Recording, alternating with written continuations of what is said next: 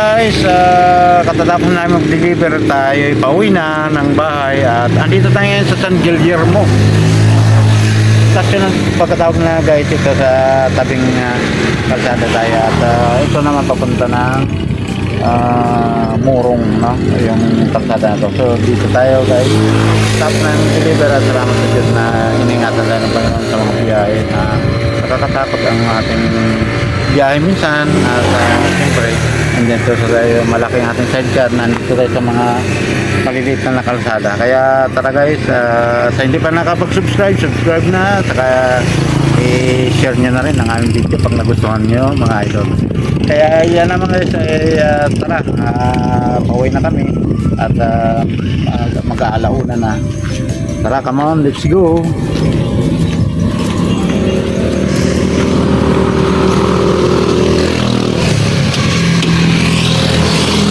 Matawag sa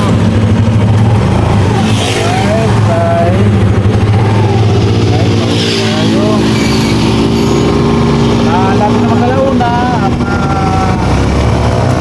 yan ay tempo na yan mga guys ay pahinga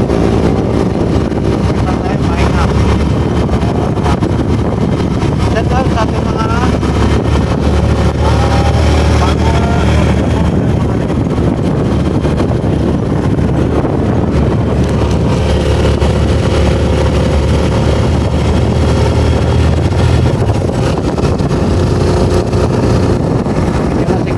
kalsada sa lugar na ito guys, kaya ingat tayo dito.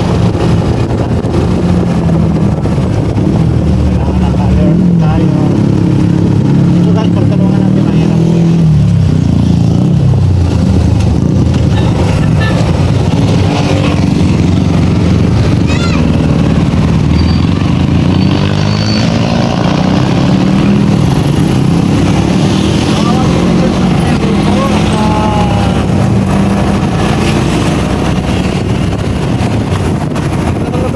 Dito ako nakapagsan dati bigla sa trabaho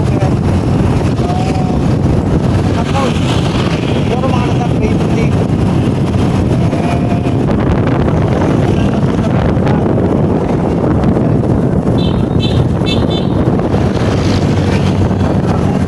napapagod makasano nakatulog ako sa mag-uwila.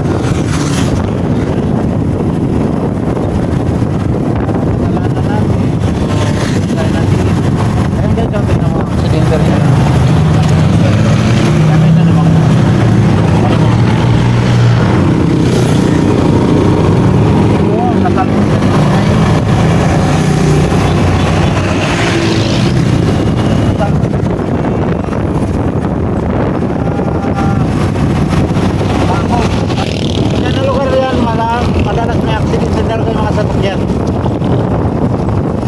Tingnan ko ano nangyari at talagang UP ang ulo nun. Toyota bago pa pati. Kaya ingat po tayo sa mga biyahe natin, no? Shout out sa ating mga kapwa driver diyan. Magandang tanghali po sa inyo lahat.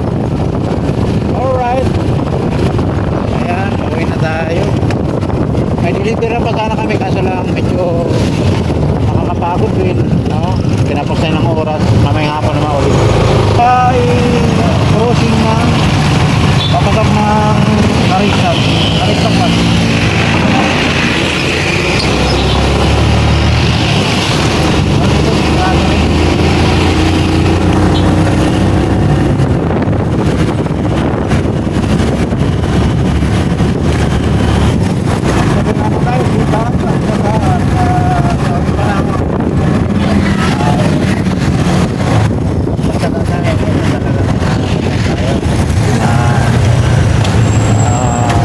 Papala, no?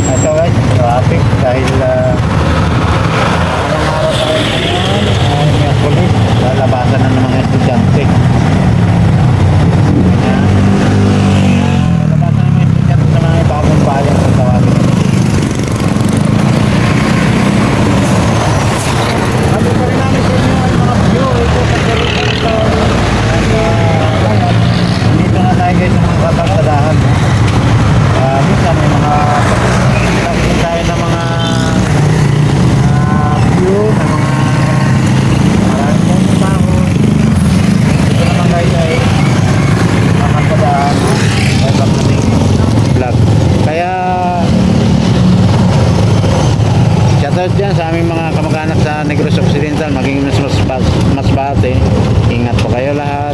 At ito ay hindi masyado tayo pinalad, hindi tayo naging mayaman, pero katamtaman lang, no? Tiyaga pa rin dahil meron tayong mga estudyante na mga pinaparal. Kailangan na tayo ay magsikap kasi ang pinakamahirap dyan, mga idol, yung pangbaon araw-araw. Yan ang pinakamahirap na sinasagupa ng isang padre di pamilya. Magiging sa mga nanay dyan, shoutout sa inyo lahat.